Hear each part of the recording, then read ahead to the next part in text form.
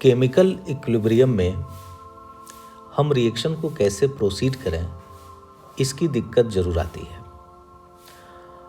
तो आइए हम लोग इस दिक्कत को दूर करने के लिए और किस तरीके से केमिकल रिएक्शन को डिसोसिएट करते हैं, इसके बारे में अपने कॉन्सेप्ट्स को बिल्कुल क्रिस्टल क्लियर करने के लिए आइए हम ये लेक्चर देखते हैं। यकीन मानिए, अगर आपने पूरा वीडियो देखा तो 100% आज आपको डिसोसिएशन और इससे रिलेटेड जितने भी प्रॉब्लम हैं बड़े आसानी से आप कर सकेंगे। तो वीडियो पूरा देखिएगा, क्योंकि लास्ट में मैंने क्वेश्चन भी किया है ताकि कॉन्सेप्ट्स बिल्कुल क्लियर हो जाए। तो ऐसा देखने में आता है कि जैसे मान लीजिए N2 और H2 आपस में रिएक्शन करके अमोनिया फॉर्म कर रहे हैं, जैसा कि आप स्क्रीन पे देख रहे हैं। क्वेश्चन में दिया था कि N2 के 5 मोल और H2 के 3 मोल लिए गए। तो ठीक है, अगर क्वेश्चन में दिया है कि रिएक्टेंट के कितने कितने मोल हैं, तो उसको लेकर के प्रोसीड करने में मज़ा आ जाता है ना। उसको लेकर के आप बिल्कुल प्रोसीड कर जाते हैं। लेकिन दिमाग काम करना बंद तब कर देता है जब कुछ दिया ही नहीं रहता है। क्वेश्चन में कुछ नहीं दिया रहेगा कि कितना मोल N2 का है, कितना मोल H2 का है, तो फिर आप क्या करेंगे। तो देखिए, एक बात याद रखिएगा कि जब भी कुछ न दिया हो, जैसा कि आप यहाँ देख रहे हैं, जब कुछ नहीं दिया है तो फिर क्या करना है, उसके बारे में एक टैगलाइन मैं देता हूँ, ये याद रखिएगा हमेशा। वो क्या है टैगलाइन? कि जो दिया है वो लेके चलिए, जो दिया है वो लेके चलिए, वरना राम नाम लेके चलिए। क्वेश्चन में जो मोल दिया है उसको लेकर के आप प्रोसीड करिए। अगर नहीं दिया है तो राम नाम लेके चलना है, यानी राम नाम सत्य है बोल के चलना है। इसलिए क्योंकि इस दुनिया में एक ही राम है, और जब राम एक है तो आप 1 लेके चलिए। इसी बहाने ईश्वर का नाम भी ले लेंगे आप, और जब ईश्वर का नाम ले लेंगे तो मुझे नहीं लगता कि क्वेश्चन गलत होने वाला आपका। तो जो दिया है वो लेके चलिए, कुछ नहीं दिया है तो राम नाम लेके चलिए, यानी 1 लेकर के आपको प्रोसीड करना होता है। उसके बाद देखिए, मैंने यहाँ पे N2 और 3H2, उसके बाद 2NH3 लिया। अब जो है हम इसको किस तरीके से करेंगे। जैसे मान लीजिए क्वेश्चन में दे दिया कि 50% डिसोसिएट हुआ, मान लीजिए, तो बच्चे लोग क्या करेंगे यहाँ पे कि x = कर देंगे 50%, और यहाँ से आ जाएगा 50/100, और यहाँ से आ जाएगा हाफ, और वो कहेंगे कि x = 0.5 हो जाएगा, और यहाँ से ले करके वो क्वेश्चन को प्रोसीड करेंगे। और अगर उन्होंने ऐसा किया तो यकीन मानिए कि ये टोटल क्या हो जाएगा, गलत हो जाएगा। ठीक है, डिसोसिएशन बिल्कुल सही हुआ है, लेकिन यहाँ पे जो आपने x = 0.5 ले लिया, दिया था कि 50% डिसोसिएट हुआ, तो ये गलत हो जाएगा। अगर बच्चों दिया है 50% डिसोसिएटेड, अगर दिया है 50% डिसोसिएटेड, तो मतलब ये हुआ डिग्री ऑफ डिसोसिएशन दिया है। 50% डिसोसिएटेड का मतलब क्या दिया है, डिग्री ऑफ डिसोसिएशन जो है वो 50% है। और डिग्री ऑफ डिसोसिएशन क्या होता है आप लोग जानते हैं? नहीं जानते हैं तो जान लीजिए। डिग्री ऑफ डिसोसिएशन होता है dissociated mole divided by total mole taken. Total mole taken भैया, टोटल मोल टेकन। तो डिसोसिएटेड मोल कितने हो गए? डिसोसिएटेड मोल यहाँ पे कितना, x, तो x टोटल मोल कितना लिए थे, टेकन 5, तो x/5 = हो जाएगा आपका 0.5। x/5 = क्या हो गया आपका 0.5। अगर आप इस तरीके से चलते हैं तो ही सही रहेगा आपका।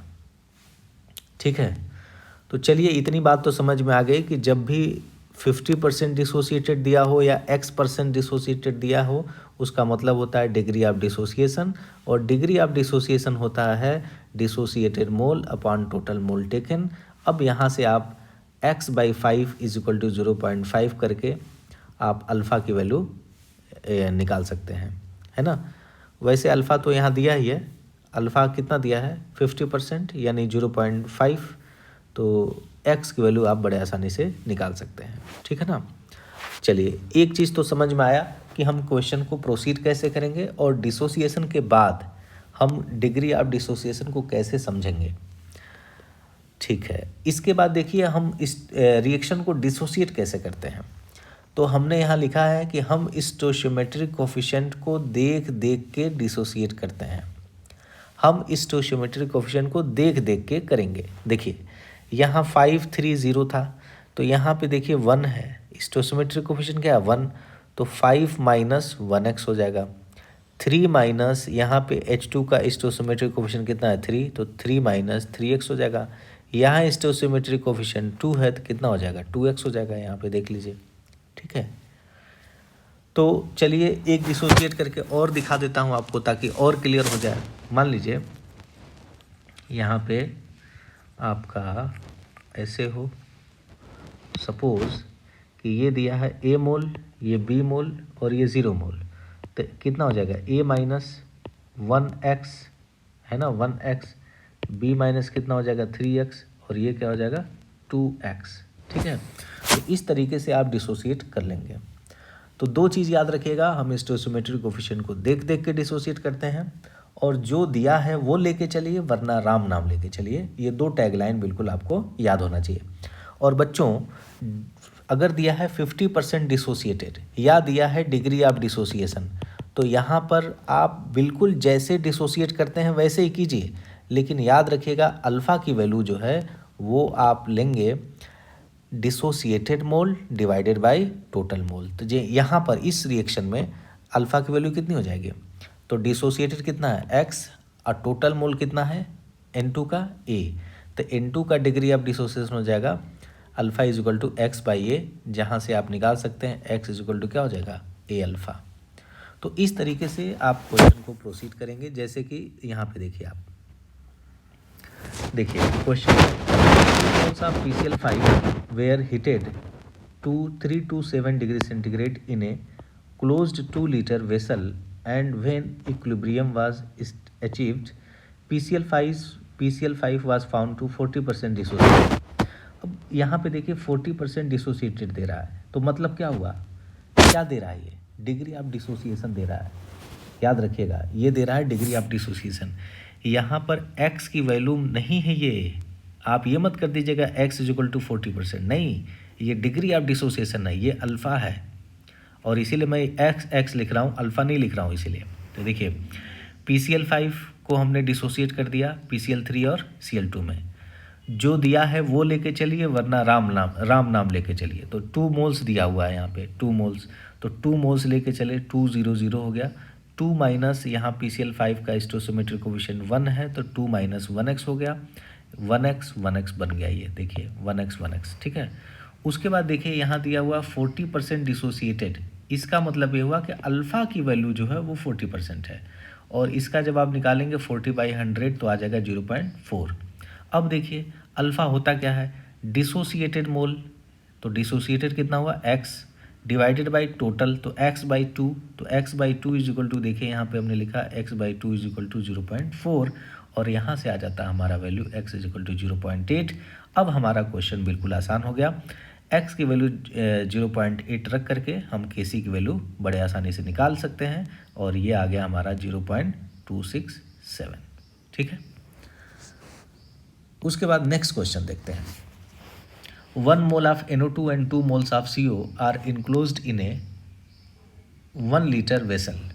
To attain the following equilibrium NO2 plus CO, NO plus CO2, it was estimated that at equilibrium 25% of the initial amount of CO is consumed। तो Kp निकालना है। बच्चों एक बात और बता दूं यहाँ पे कि मोलर कंसंट्रेशन जो होता है वो मोल्स पर लीटर होता है। तो यहाँ पे देखिए 2 लीटर दिया है देखिए वॉल्यूम 2 लीटर दिया है, इसीलिए मैंने यहाँ पे 2 से डिवाइड भी किया है, ठीक है, तो याद रखिएगा।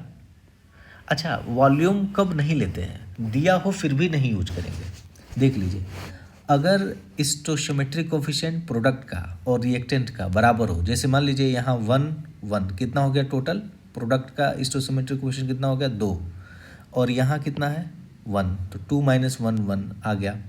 तो यहाँ पर आपको वॉल्यूम अगर दिया है तो कंसिडर करना पड़ेगा, लेकिन अगर वॉल्यूम कंसिडर तब नहीं करेंगे जब stoichiometric coefficient of product is equal to stoichiometric coefficient of reactant, तो वॉल्यूम कंसिडर नहीं करेंगे, क्योंकि कट जाएगा ना, कंसिडर भी करेंगे तो कट जाएगा, तो कोई चक्कर है नहीं।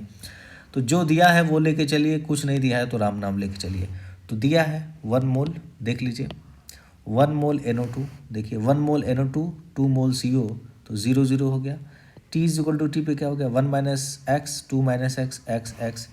25% of the initial amount 25% of initial amount of CO is consumed, means क्या हो गया 2 × 25/100 x = कितना आ गया हाफ, ठीक है।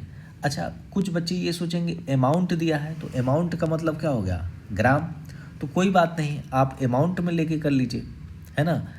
यहाँ पे 2 मोल दिया हुआ है CO का, तो आप जो है 2 मोल का कितना वेट होगा निकाल लीजिए, है ना, और फिर वहाँ से प्रोसीड करिए, तो भी देखिएगा x = हाफ ही आएगा। तो अमाउंट हो तो आप मास में भी ले सकते हैं, मोल में भी ले सकते हैं, x जो आएगा वो सेम आएगा, आप करके चेक भी कर सकते हैं, ठीक है ना।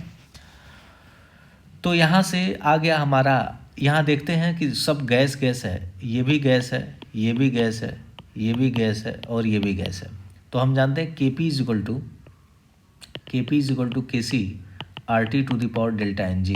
तो यहाँ पे डेल्टा Ng 0 है, तो Kp और Kc क्या हो जाएंगे बराबर हो जाएंगे। तो हम जो है इसका Kp ही निकाल लेते हैं, Kc ही निकाल लेते हैं, और वही Kc Kp के बराबर हो जाएगा। तो यहाँ से देखिए हमने बड़े आसानी से Kc निकाल लिया, और वही क्या हो जाएगा Kp के बराबर हो जाएगा, 1/3 हमारा आंसर आ गया। इसके बाद देखिए next question, at temperature T a compound dissociated as 2Ab2G 2Abg + B2G with the degree of dissociation alpha which is small as compare to unity, तो Kp बताना है।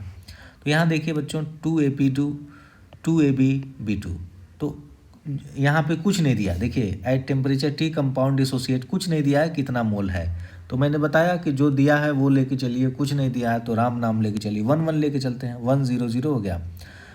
स्टोइचियोमेट्रिक कोफिशिएंट को देख देख के डिसोसिएट करते हैं, तो 1 - 2x 2x x हो गया। अब देखिए यहाँ पर अगर हम यही लेके आगे बढ़ गए तो गलती हो जाएगी बच्चों।